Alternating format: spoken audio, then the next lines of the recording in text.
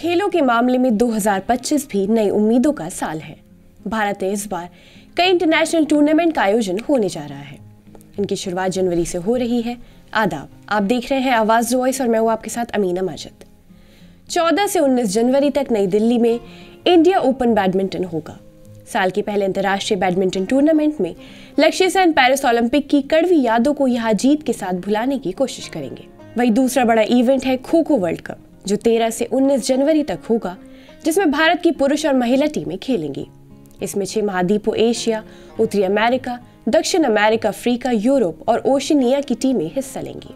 पहली बार हो रहे खो खो वर्ल्ड कप में भारतीय पुरुष और महिला टीमों के लिए ये कप जीतना काफी अहम होगा।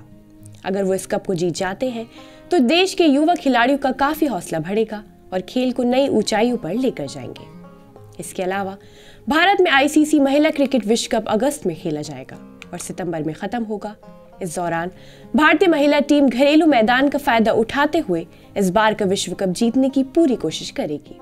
वही 2017 में लॉर्ड्स में खेले गए विश्व कप में इंग्लैंड से हारने के बाद टीम इंडिया का सपना टूट गया था। कप्तान हरमनप्रीत की महिला क्रिकेट टीम अब तक विश्व चैंपियन नहीं बनी है। 15 अगस्त से देश में होने वाले वनडे विश्व कप में बेटियों के पास पहली बार विश्व चैंपियन बनने का मौका है। यही नहीं, बेटियों के पास अंडर 19 T20 विश्व कप में भी बादशाहत स्थापित करने का मौका होगा। इसके अलावा मार्च से मई के बीच इंडियन प्रीमियर लीग 2025 का आयोजन होगा और इस दौरान कोई अंतर्राष्ट्रीय मुकाबला नहीं होगा। इसके बाद भारत का WTC 2025-27 अभियान जून में इंग्लैंड के खिलाफ 5 मैचों की टेस्ट सीरीज से शुरू होगा।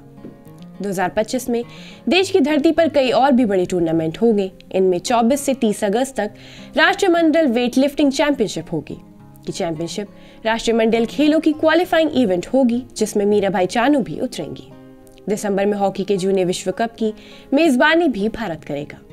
नवंबर महीने में बॉक्सिंग का विश्व कप फाइनल्स नई दिल्ली में होगा।